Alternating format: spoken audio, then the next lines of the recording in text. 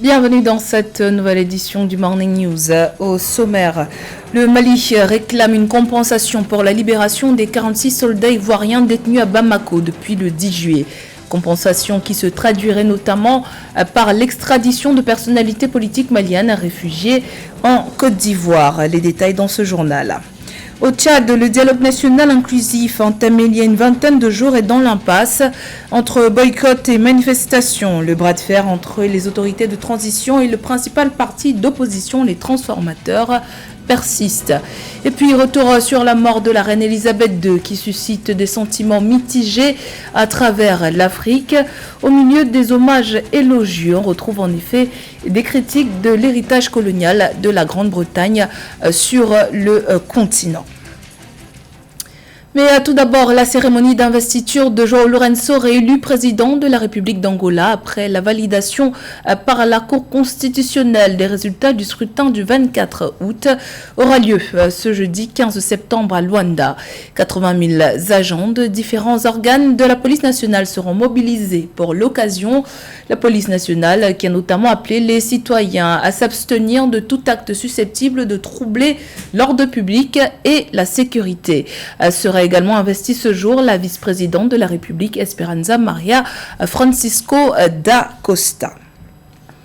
Les autorités maliennes souhaitent une solution mutuellement bénéfique pour mettre fin à la querelle diplomatique qui les oppose à la Côte d'Ivoire au sujet des 46 soldats ivoiriens détenus à Bamako depuis le 10 juillet. Samedi 10 septembre, dans une allocution télévisée, le colonel Assimi Goïta a fait le lien entre deux dossiers, la libération des militaires ivoiriens et l'extradition de personnalités politiques maliennes qui font l'objet d'un mandat d'arrêt international. Parmi les personnes visées, les observateurs évoquent le fils de l'ancien président Ibrahim Boubacar Keïta, Karim Keïta, l'ancien premier ministre Boubou Cissé et l'ancien ministre Tieman Hubert Koulibaly, contre qui la justice malienne a émis des mandats d'arrêt internationaux dans diverses affaires. Les autorités maliennes insistaient pourtant jusqu'à présent publiquement sur un traitement judiciaire du dossier. Écoutons à ce propos le premier ministre par intérim, le colonel Abdoulaye Maïga. Il y a une médiation qui est en cours. Il y a certains aspects de la médiation que je n'invoquerai pas ici. Mais je voudrais dire d'abord la nature hautement judiciaire du dossier. Concernant la Côte d'Ivoire, qui est un pays frère, qui est un pays ami, avec lequel nous n'avons aucune volonté de croiser le fer, je pense que restons toujours sur le plan judiciaire. Vous vous souviendrez que la justice malienne a émis des mandats d'arrêt internationaux contre certains de nos compatriotes qui vivent en Côte d'Ivoire. Et nous avons également été surpris de voir que certains de nos compatriotes vivant en Côte d'Ivoire, malheureusement, utilisent la Côte d'Ivoire comme, je ne vais pas parler de base arrière, mais en tout cas comme terrain, en vue d'attaquer ou de perturber la transition, ce qui est regrettable. Encore une fois, je le dis, je ne sais pas quelles seront exactement toutes les dimensions de la médiation. Encore une fois, je le répète et j'insiste, il s'agit d'un dossier éminemment judiciaire. Au Tchad, des pourparlers cruciaux sur l'avenir du pays qui, selon la junte au pouvoir, ouvriront la voie aux élections ont débuté le 20 août dernier. Dialogue national qui depuis a été éclipsé par des retards, des boycotts et des manifestations interdites. Le bras de fer entre le principal parti d'opposition, les transformateurs et le pouvoir en place est au centre de toutes les attentions. Des nouveaux heurts sont survenus ce vendredi 9 septembre entre militants du parti et les forces de l'ordre suite à la convocation au tribunal du leader des transformateurs, Succès Masra. À noter que quelques jours plus tôt, le siège du parti avait été encerclé par les forces de l'ordre et plus de 100 militants du parti avaient été interpellés.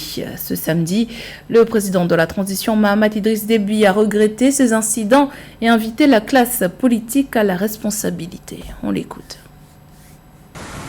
Ce chef de parti a été convoqué par la justice. Et donc, en tant que chef de parti, qui aspire à devenir un jour président, la moindre des choses, c'est de répondre à la convocation de la justice. Mais si, au lieu d'aller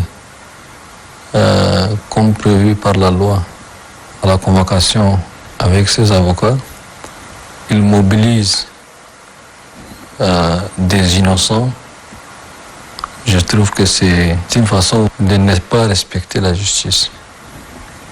Et c'est une façon aussi de créer des troubles à l'ordre public. Dès les premières heures de la transition, à notre âme et conscience, nous avons autorisé les manifestations pacifiques. Mais il y a des préalables. C'est de demander une autorisation. Ceux qui ont organisé cette manifestation n'ont pas demandé une autorisation des meetings ou des manifestations. Et malheureusement, c'est les paisibles citoyens qui en prennent le coup. Et je trouve que cela est regrettable. Mais soyez rassurés que au niveau du gouvernement et du Conseil militaire de transition, nous avons toujours essayé de respecter nos engagements, c'est-à-dire la liberté, la démocratie. Rappelons que la convocation au parquet du président du parti, les transformateurs, Succès Masra, est repoussée à ce lundi 12 septembre. Ce dernier a confirmé qu'il s'y rendra accompagné de ses partisans. Également dans l'actualité, en Centrafrique, le parti au pouvoir sort du silence et affiche clairement sa position concernant le projet de nouvelle constitution. Dans sa première déclaration publique concernant ce sujet, le mouvement Cœur Uni s'est dit favorable à l'élaboration d'une nouvelle constitution et pour son adoption par référendum.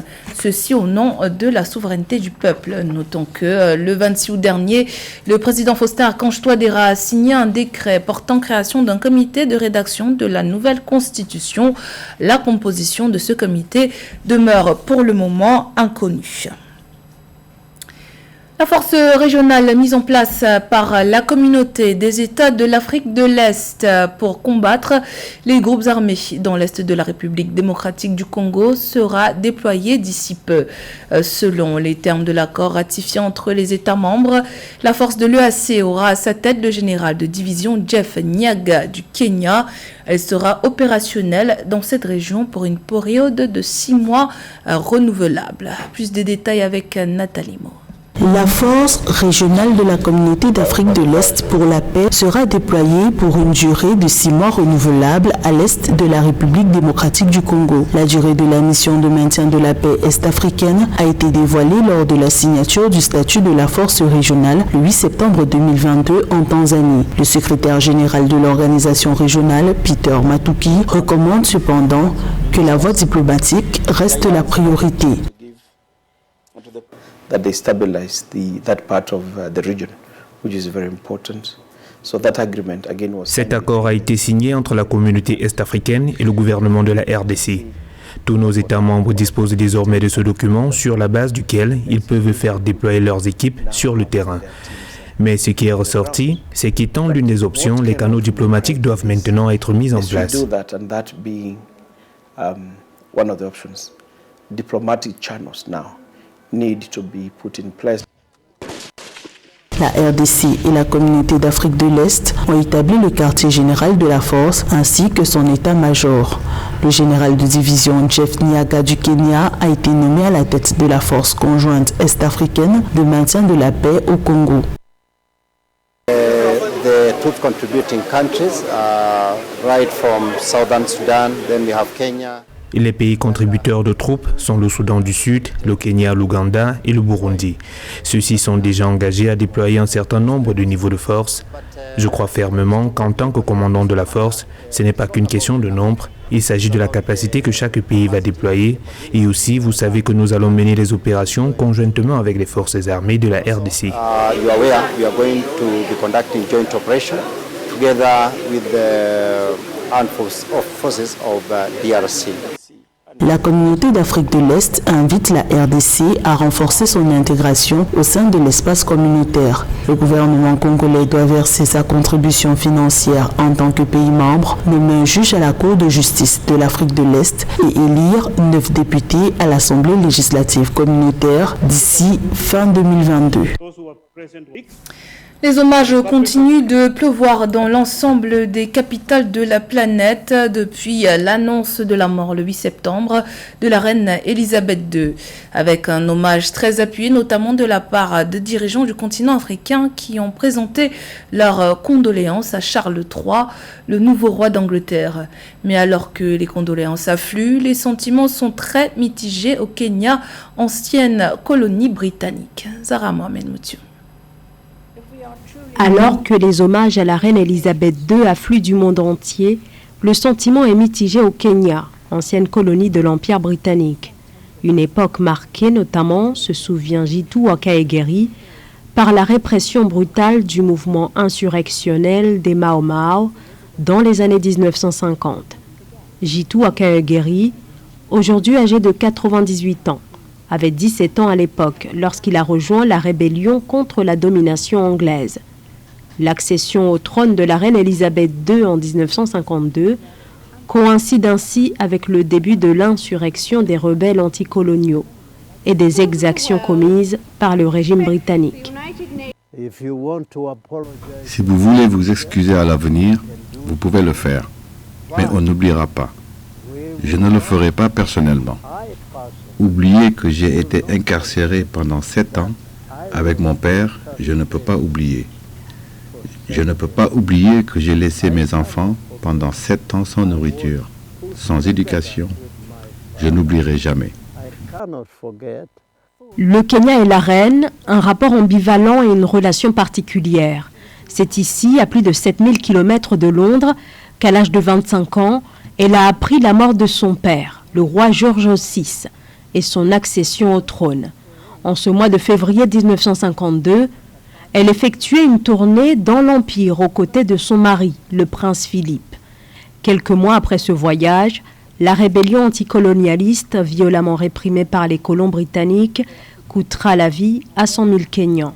Il y a beaucoup de personnes qui refusent d'être dupes. Nous insistons sur le fait que non, l'histoire doit être racontée telle qu'elle est. Et les blessures n'ont pas cicatrisé. Des communautés entières attendent toujours des excuses et des réparations pour les atrocités commises. L'accession de Charles III au trône d'Angleterre relance le débat sur les victimes de l'Empire britannique. L'actualité sportive pour terminer avec les résultats de la finale dames de l'US Open qui opposait la polonaise Iga Swiatek à la tunisienne Ons Jabeur. Cette dernière s'est malheureusement inclinée après 1h51 de match.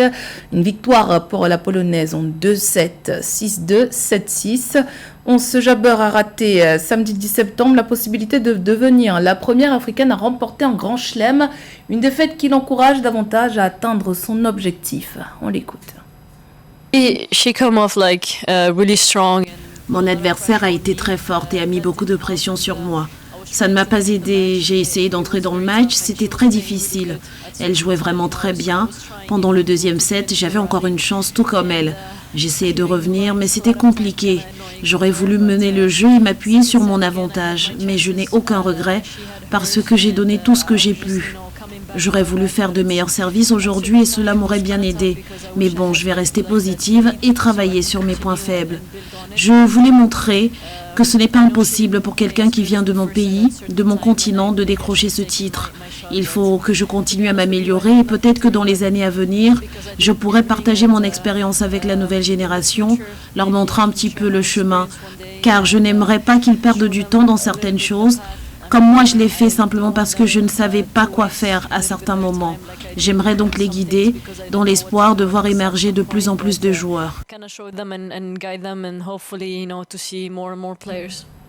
C'était le journal de la rédaction. Merci pour votre fidélité. Dans un instant, une nouvelle édition de l'actualité sur Africa 24.